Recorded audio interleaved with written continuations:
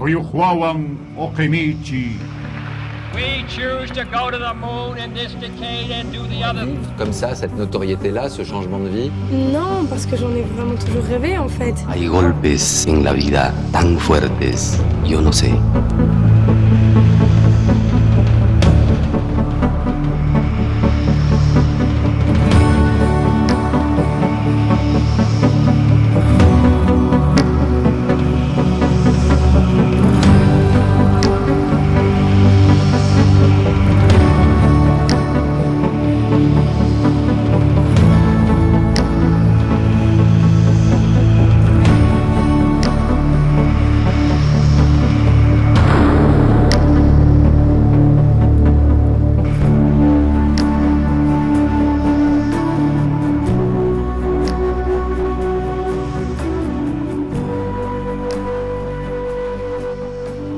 Presentamos entonces con la más amplia satisfacción al doctor Julio Velarde Flores, presidente del Banco Central de Reserva del Perú, magíster y doctor en Economía por la Universidad de Brown en los Estados Unidos, igualmente con estudios de posgrado en el Instituto de Economía Mundial en Kiel, en Alemania. Fue presidente del Grupo Intergubernamental de los 24 países para Asuntos Monetarios Internacionales y presidente ejecutivo del Fondo Latinoamericano de Reservas, FLAR. Y es, por cierto, nuestro presidente del Banco Central de Reserva del Perú, a quien todos apreciamos y respetamos. Le invitamos, señor doctor Julio Velarde, para que haga uso de la palabra.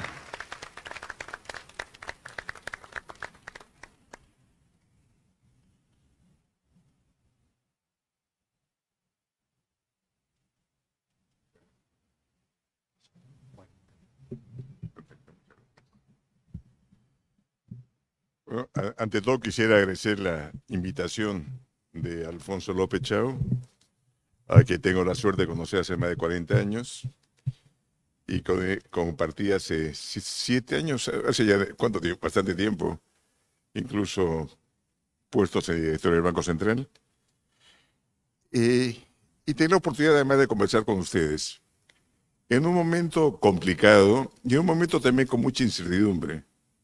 Tal vez lo que caracteriza más este momento es incertidumbre. Las proyecciones, no solo de todos los bancos centrales, bancos de inversión, organismos multilaterales, se han venido ajustando. Y realmente, si bien el sesgo probablemente sea a un menor crecimiento, una mayor inflación, la incertidumbre subsiste. Nadie sabe todavía el desenlace del conflicto de Rusia y Ucrania.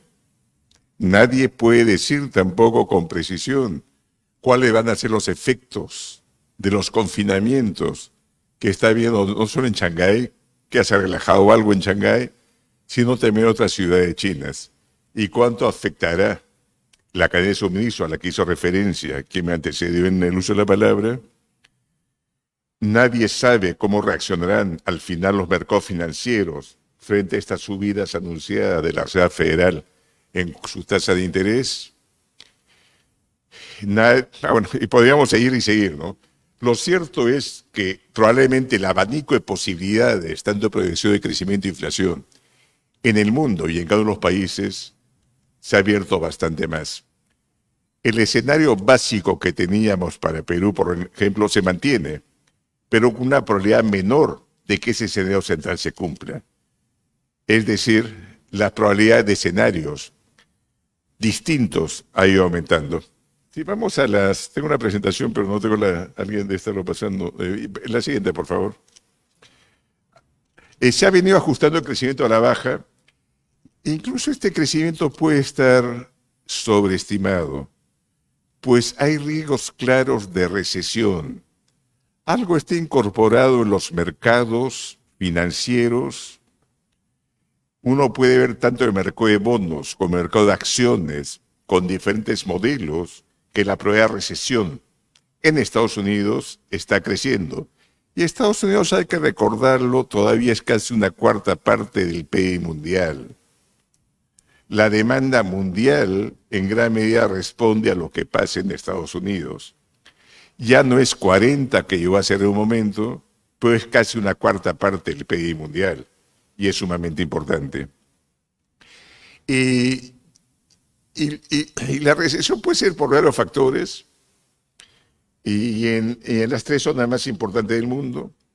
El caso de Estados Unidos se está notando ya ciertas tendencias a desaceleración. El incremento en los precios de alimentos, energía y vivienda, en el caso norteamericano, y alquileres, está haciendo que la capacidad de gasto de otros bienes disminuya. Es cierto que nunca ha habido tanta presión sobre sueldos en Estados Unidos como la que está habiendo ahora para los empleos de menor calificación, que incluso se está llegando a pagar, se está ofreciendo para los empleos de menor calificación el doble del sueldo mínimo. En Estados Unidos hay más del doble de vacancias que desempleados. Ustedes pueden ver, si viajaran a cualquier ciudad norteamericana, la cantidad de avisos se busca empleo. Pero ese es Estados Unidos. Canadá también le falta mano de obra, y algo Reino Unido por el Brexit en gran medida. El caso de Europa, el problema de su inflación más bien tiene que ver con energía. Si uno descuenta energía, la inflación europea está menor que la norteamericana. Y el caso de China son todas estas disrupciones. Y China ha sido exitoso en cuanto a crecimiento, pero con una receta que tiende a ser casi siempre la misma. Meto más inversión, meto más recursos, y probablemente el sector consumo creo que está relegado frente a la inversión que ha venido haciéndose. Y uno puede ver incluso en la rentabilidad de grandes proyectos de infraestructura, los primeros eran sumamente rentables socialmente, los últimos no solo ya no son rentables, sino causan una pérdida social. Digamos, invierto 1.000 millones, por la rentabilidad saqué 800. Obviamente dimensión la demanda, pues ya no estoy contribuyendo al crecimiento. Y China, igual que Alemania tal vez, sean dos economías en que se ha privilegiado el sector transable, tal vez una hipertrofia del sector transable, y falta desarrollar más servicios, que es un equilibrio al que tiene que llegarse. Pero para terminar lo de China, que creo que en donde menos acuerdo hay, en los otros sí es claro riesgo de recesión. Si alguien recuerda lo que se discutía en Estados Unidos en 2007, un año antes de Lehman, era que se había aprendido a dominar el ciclo. El Banco Central y el Tesoro norteamericano y los economistas habíamos aprendido a manejar el ciclo, y tenía Estados Unidos hasta el 2007, hasta 2008, si quieren ustedes septiembre, un crecimiento sostenido, la expansión más larga de su historia, y vino Lehman. Y realmente lo que se advertía, no para Estados Unidos, pero para otros países, pasó, es algo de lo que está pasando en China, pero no es el tema que no me estoy tanto. Por lo cierto es que las perspectivas de crecimiento están cayendo. En el caso de América Latina es el continente al que no le va bien hace muchas décadas, ¿no? Para ilustrarlo simplemente, en 1980 Asia tenía 32% del producto, Asia tenía 7% del producto mundial. América Latina casi el doble, 12%. Hoy, hace un año, Asia tenía 34% y América Latina 9%, menos del 9% realmente. O sea, el continente que era prometedor hace 50 años, cada vez ha ido quedando más y más y más relegado. Dentro de ese continente que crece poco en la región, nosotros debemos crecer alrededor de 3,4 en nuestro estimado, más o menos al medio de los grandes países. Colombia debe crecer más que nosotros, y tal vez Argentina. Los demás países, sí, México, Brasil, Chile, deben tener un crecimiento menor. Bueno, vamos al siguiente cuadro. Estas son los estimados de cómo se va ajustando el crecimiento para Estados Unidos. Como ustedes saben, cada 3 meses en Estados Unidos hay una reunión de política, cada mes y medio son reuniones de política monetaria, pero los puntos, las proyecciones, las hacen cada 3 meses. se le encuesta tanto a los que votan por decisión política monetaria como a los que no votan, cómo esperan que esté el crecimiento, la inflación, la tasa de interés. Y pueden ver que de diciembre a marzo el crecimiento bajó de 4 a 2,8%. Y la inflación más bien esperada ha subido bastante. Una rebaja en 3 meses de 1,2% de crecimiento es una cifra pocas veces vista. Y tiene que ver realmente con este cambio de escenario que está vislumbrado completamente. Incluso se han visto la portada de Economist, que estuvo vigente hasta ayer en la mañana.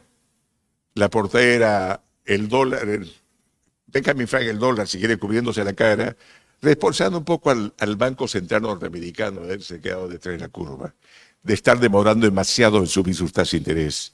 Y el problema cuando uno se demora demasiado en subir sus tasas de interés, el ajuste posterior puede ser mucho más grande y mucho más recesivo, como pasó en los 70s en el mismo Estados Unidos.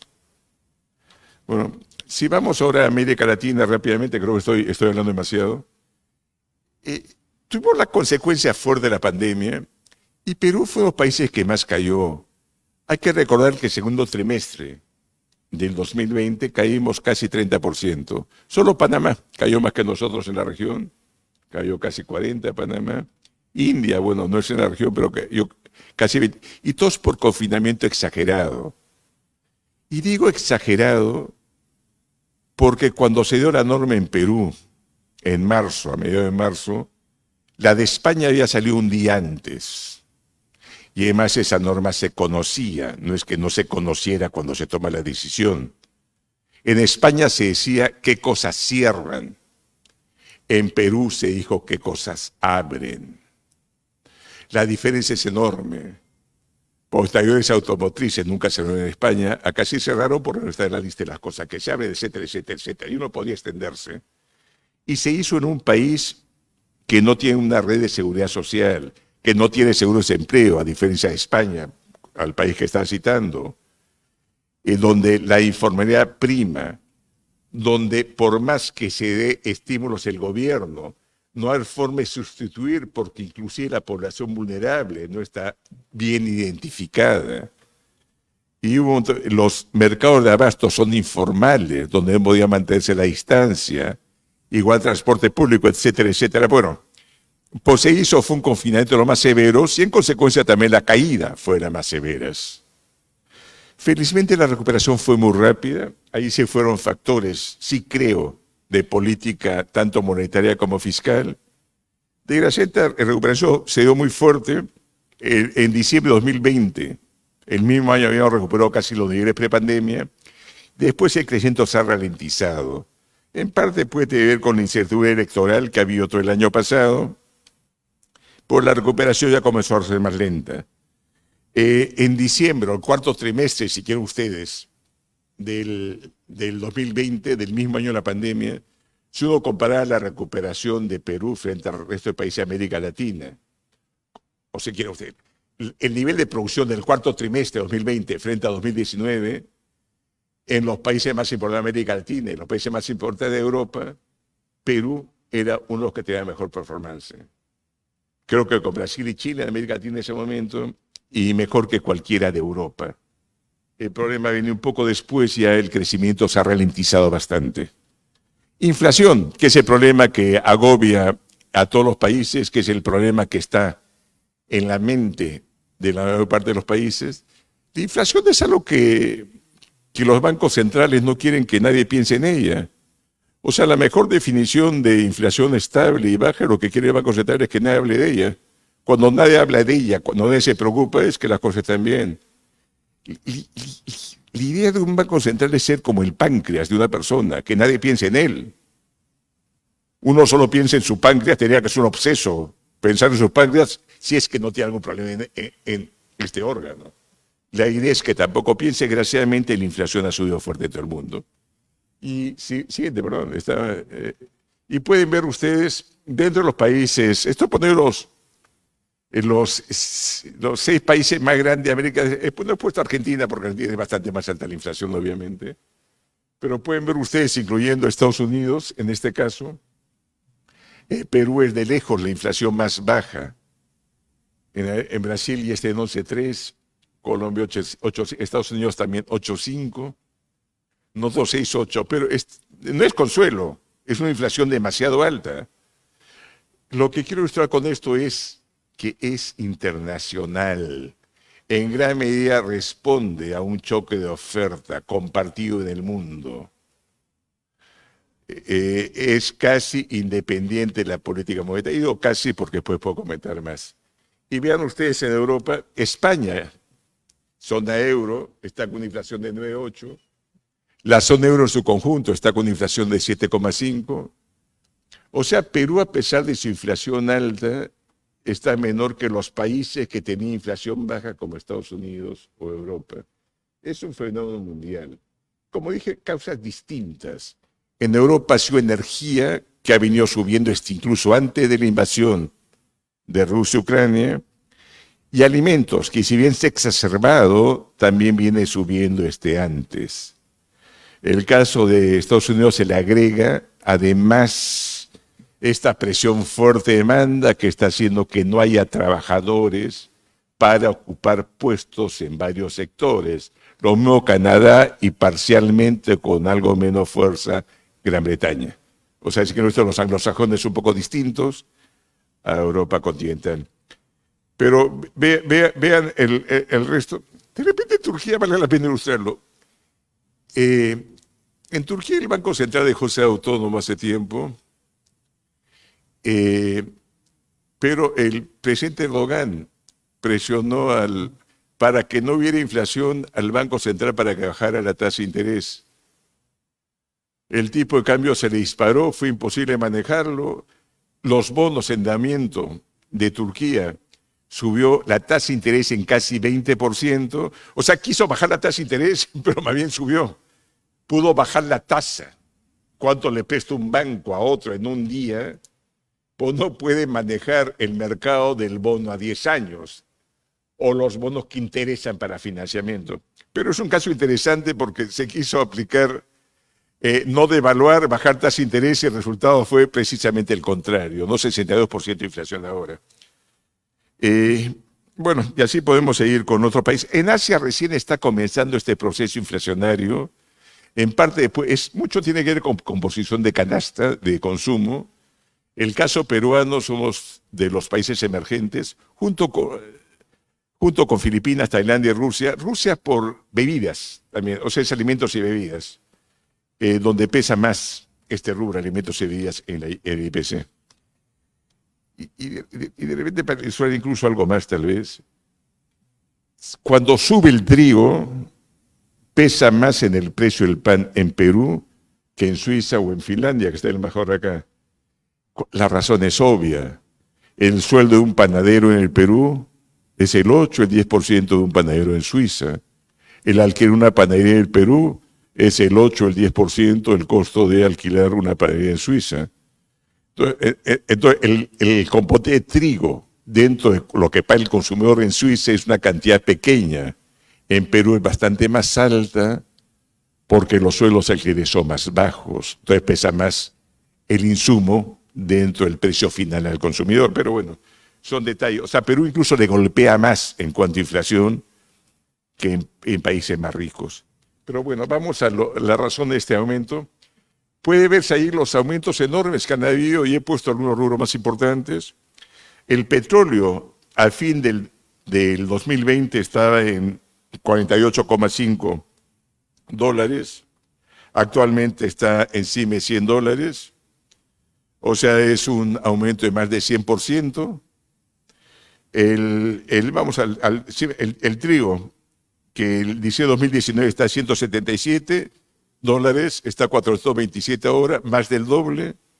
En dólares, el maíz de 148 a 315, más del doble. El aceite de soya de 756 a 1860, 2 veces y media. El índice de fletes, que es el de carga seca que he puesto ahí, podría haber puesto también un contenedor de Shanghái a Los Ángeles, cualquier medida, se han casi duplicado o crecido 150. Entonces, no es de sorprender que todos los países estén siendo golpeados. Que sea uno más golpeado que el otro depende un poco de su canasta de consumo. En los países asiáticos aparentemente es que la rosa subió menos, que pesa más en su canasta de consumo, pero a todo le está golpeando de una forma u otra. El problema es cuando suben estos componentes que son importantes en el gasto de las personas de menores ingresos, ciertamente, se resiente la capacidad para gastar en otros bienes. Y eso viene pasando. El Financial Times puso el domingo, el lunes, atribuía esta pérdida de suscriptores en Netflix a que la gente ya no tenía tanto ingreso disponible como para poder gastar. Exagera, probablemente lo de Netflix probablemente no sea la razón principal, pero ilustra un poco el problema. Si yo tengo que gastar 50% más en comida, me queda menos disponible para estos otros bienes. Eso tiene un efecto contractivo sobre la economía, un efecto recesivo, ¿no? No es tan grave como estoy ilustrando la situación en cuanto a ajuste de gastos, sin te querer ilustrar. Con esto no quiere decir que no sea grave para la gente que está sufriendo el problema. Bueno, veamos la siguiente, después comento. Acá se puede ver gráficamente la siguiente, el aumento de precios que he comentado. La siguiente, por favor. El aumento de soya, trigo, maíz, petróleo, que son componentes esenciales todos ellos, ¿no? Y vamos al siguiente, precio de importaciones, no ligadas directamente, si bien en alguno de ellos el petróleo es importante. Insumos industriales, esto es el precio de importaciones, plásticos, han subido 42%, hierro acero 46%, papeles 15%, productos químicos, fertilizantes, abonos han subido 151% de estas protestas que ven agricultores, gremios agrarios, etcétera, ¿no?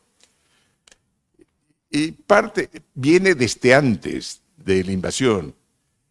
La invasión de Rusia y Ucrania ha sido como un choque encima de otro choque. Pues ya la situación era preocupante. Y ya todos los países están excediendo su meta de inflación. Prácticamente todos los países de América Latina habíamos comenzado a ajustar, subir las tasas desde varios meses antes de la invasión de Rusia y Ucrania, por el aumento que ya había en petróleo y granos. Lo de Rusia se ha agravado. Y la siguiente, y la razón es que, es la siguiente, disculpe, estaba hablando sin... la siguiente. Y ahí pueden ver la importancia de Rusia y Ucrania. Ucrania ha sido siempre el granero de la Unión Soviética o la Rusia zarista, e incluso en gran parte de Europa. Incluso la preferencia de Hitler por invadir Ucrania era más para asegurarse abasteciendo alimentos y también energía en ese momento. En Moscú más bien era más control político, ciertamente, ¿no? Pero vean ustedes la importancia que tiene el petróleo, gas natural, pero en trigo. En las porciones de trigo y maíz, en trigo Rusia representa 20%, Ucrania representa 8%. O sea, entre los dos países representan 28% de las exportaciones de trigo. Rusia no se ve afectada y van a seguir comprando. Egipto le ha comprado hace poco cantidad importante a Rusia. Ucrania, el problema es que tal vez no pueda sembrar, y si no siembra no va a cosechar, y representa 8% del trigo. 8% es un montón. Que falte 8% le puede hacer subir el precio bastante. El trigo de primavera, las siembras comenzaban este mes, abril. Probablemente no tengo la información, pero probablemente no se ha desarrollado gran parte de ella. Ahora, la siembra más importante se realiza un poco más tarde. Por las consecuencias puede ser empezada. Y lo mismo pasa en maíz. Ucrania representa 13% de las exportaciones mundiales. Y en aceite de girasol, la participación, no he puesto Ucrania, pero Ucrania es uno de los principales exportadores de aceite de girasol. Nosotros no importamos aceite de girasol prácticamente, pero si sube el aceite de girasol, afecta el precio del aceite de palma, del aceite de soya, etcétera, etcétera, ¿no?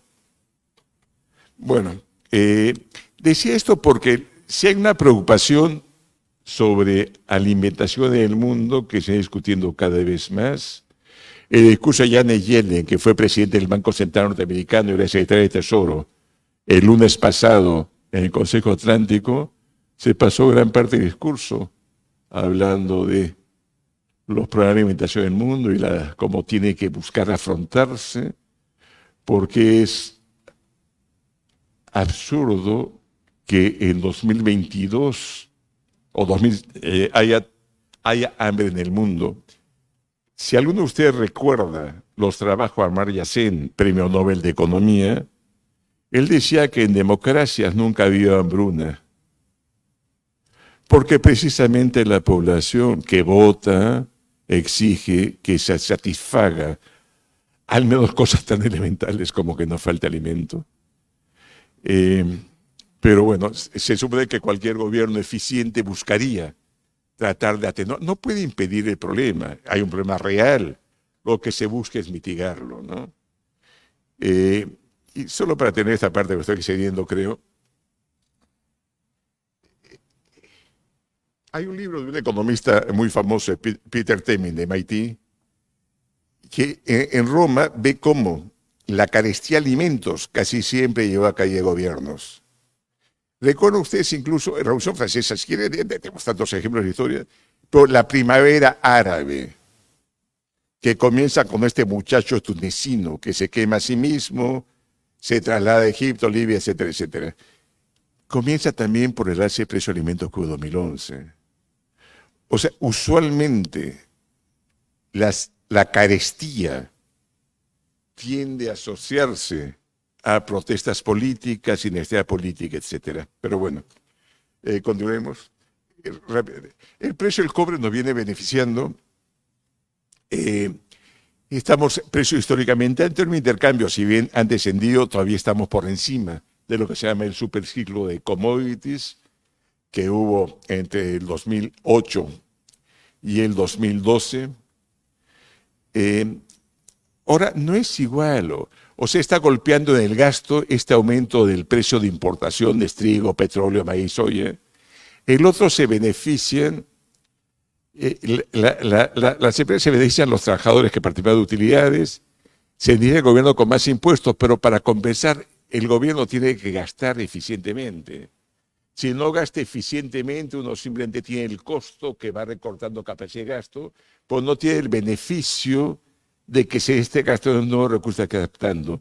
Y se está captando un montón, como veremos luego. Avancemos rápido, porque creo avanzando. Balanza comercial, estamos volando. Miren, ya el 2020 tuvimos récord histórico de superávit comercial. El año pasado tuvimos casi 15.000 millones. Este año esperamos tener casi 17.000 de superávit y el próximo casi 18.000 millones, debido a estos precios altos que estoy comentando. Y las exportaciones, acá voy a poner las no tradicionales. El comportamiento de Perú frente al resto de economía de la región ha sido sumamente importante. Si los últimos 5 años, de lejos somos el país donde crece, es la siguiente, perdón. Somos el país donde crecen más las exportaciones no tradicionales. Perú 7, Colombia nos sigue con 5, Brasil 0.8. Últimos 5 años. Si vemos últimos 12 meses, Perú y Brasil son los que más crecen. O sea, hay un sector no tradicional que viene creciendo, no commodity, si quieren ustedes, pero todavía no compensa el anterior. Pero bueno, o sea, no solo es precios, es también volumen que viene creciendo. Rápido, siguiente. Bueno, el PIB, el consumo todavía se mantiene fuerte, hay un montón de indicadores, voy a pasarlo rápido. Pero bueno, volvemos a puesto de trabajo. Ya se ha recuperado el empleo total, tanto el empleo total como el empleo privado frente a la pandemia. Febrero 2022 frente a febrero 2020, donde todavía no se decretó confinamiento de la nueva pandemia, y el empleo ha crecido 2,7 y el empleo privado creció 1,1. Ahora, esa sensación no es tan visible en Lima, es cierto, porque en Lima todavía está ligeramente por debajo, está ligeramente positivo, no recuerdo ahora en este momento, porque se ha crecido empleo formal en el sector agrario. O sea, fuera de Lima creció más el empleo que en Lima. Pero esto no es consuelo para el que está desempleado, pero al menos puestos formales, y esto es censo, no es encuesta, es planilla, y ya se han recuperado, ¿no? Y la masa salarial formal, la siguiente, ha crecido, ahí está ahí, 13,6%. Con una inflación de 6,8%, la masa real ha crecido casi 7%. Eso explica también por qué todavía hay este dinamismo de consumo que estamos comentando, ¿no? Y el otro, el crédito también viene fuerte. La siguiente, ya no voy a tratar sectores, vamos a la siguiente. El consumo sigue fuerte. Estamos esperando que este año crezca 4,1%. Y todas las señales todavía es que el consumo se mantiene vigoroso. Lo que está débil es la inversión. La inversión estimamos que va a crecer cero prácticamente, privada. No es que no haya inversión, que muchas veces no se entiende esto. Incluso la inversión este año, comparado frente a 2021, va a crecer cero, pero frente al 2019 va a ser 15% más alta. O sea, no es que no hay, es mayor frente, no son niveles tan malos. Obviamente deberían ser mejores con estos precios internacionales, etcétera, pero no son tan malos necesariamente, ¿no? Y vamos, siguiente, finanzas públicas, no lo decía. Hemos reducido el déficit espectacularmente el año pasado. Solo Brasil en tamaño de reducción se nos aproxima. Brasil redujo de 13,3 a 4,4 en 2021. Nosotros lo hicimos de 8,9 a 2,6. Pero no fue por ajuste de gasto, el gasto siguió creciendo. Lo que pasa es una recaudación impresionante en cuanto a impuestos. Nosotros que seguimos por $20 y liquidez fuertemente los pagos de marzo a abril de impuestos, nos hemos seguido en nuestros cálculos por más de 7 u 8 mil millones de soles, que son cantidades enormes. Realmente el crecimiento de ingresos es masivo. Los ingresos fiscales están creciendo a casi 40%. En gran medida utilidades derivadas de esta renta minera mayor, pero también IGB, porque la economía se recupera y el consumo sigue fuerte. Bueno, para que tenga una idea de la recuperación, a marzo, últimos 12 meses, el déficit está en 1,7. O sea, de 8,9, 2020 a 1,7, es una reducción impresionante, ¿no? Continuemos. Y la deuda se mantiene estable. Básicamente los niveles de deuda que tenemos van a ser los mismos que teníamos antes. Que es la deuda baja frente al resto de la región. Si nos comparamos para proyecciones para este año, estamos en el país que tiene deuda más baja. Chile, que antes la tenía menor, va a tener 3 puntos más sobre el producto. Paraguay, que la tenía menor, no va a superar en 4 puntos, etcétera, etcétera, ¿no? Y ya no hablar de los países que sí preocupan un poco más el mercado, como Brasil, que tiene más del 90% de su PIB en deuda. Bueno, la siguiente. Ahora,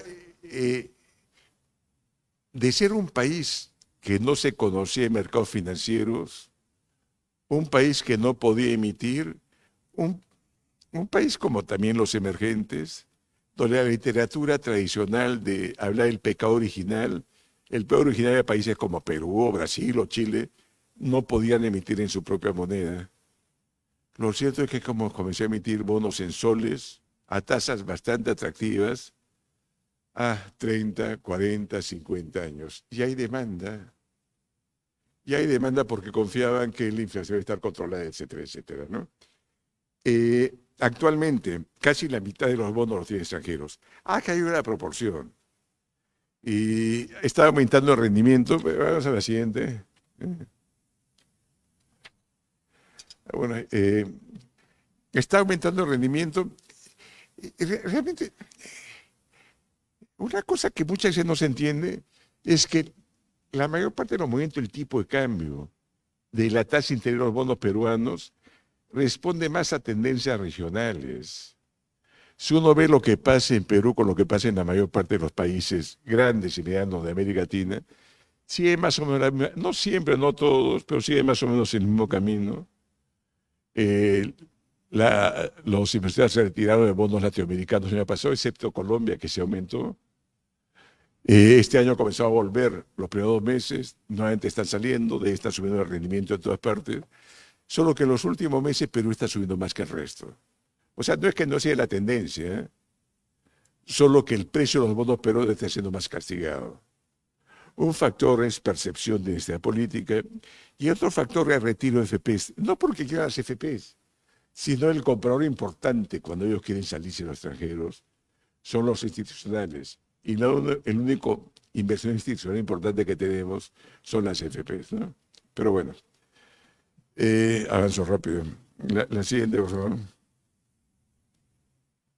Creo que estoy casi en el límite, ¿eh? Hemos subido la tasa de interés 9 veces, está en 4.50 ahora. La idea ha sido un poco adelantarnos, cargar un poco al comienzo, primero porque la tasa está muy baja. Tuvimos la tasa de interés más baja de toda la región, 0.25, que nunca hemos llegado. Era la tasa más baja en emergentes en la pandemia. Había que regularizar. Y bueno, y poco a poco lo hicimos. Y la tasa de política monetaria todavía está menor que en los otros países. En Brasil ya llega a 12%, en Perú está en 4.50. Bueno, crédito de empresas. Ha venido subiendo también el de a personas. Continuamos, por favor. Y bueno, y el dólar ha venido siendo más o menos estable. Yo creo que he dicho lo esencial, yo creo que podemos quedar por todo el límite, creo, de la hora. Muchas gracias.